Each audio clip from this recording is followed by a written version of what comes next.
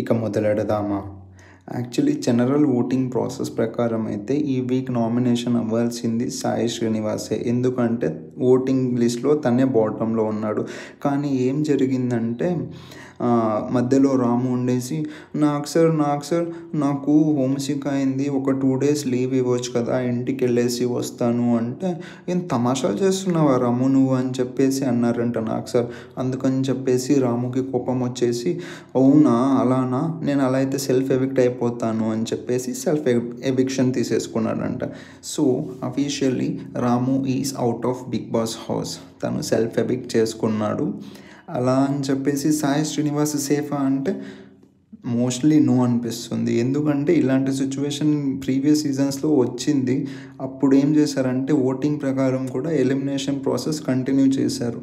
అది కన్సిడర్ చేస్తే సాయి శ్రీనివాస్ కూడా ఎలిమినేట్ అవ్వాలి మోస్ట్లీ. అది మనకి ఈవినింగ్ తెలుస్తుంది. As of no information on it. ఒకవేళ తను సేవ్ అయినా కూడా అదేం పెద్ద ఏంటది హ్యాపీ న్యూస్ అయితే కాదు సాయి శ్రీనివాస్కి. ఎందుకంటే తన వల్ల యూజ్ అయితే ఏం లేదు బిగ్ బాస్కి. ఇప్పుడు సేవ్ అయినా నెక్స్ట్ వీక్ నామినేషన్స్లో ఉంటే ఎలిమినేట్ అయిపోతాడు.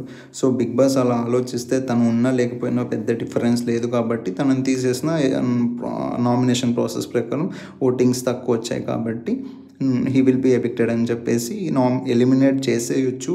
అది ఈవినింగ్ కన్ఫర్మ్ చేస్తా. As of now Ramu is evicted.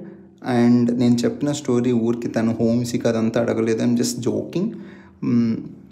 But just I made up some useless story just to narrate this elimination. So Ramu is eliminated as of now. Thank you. Wait for my next video.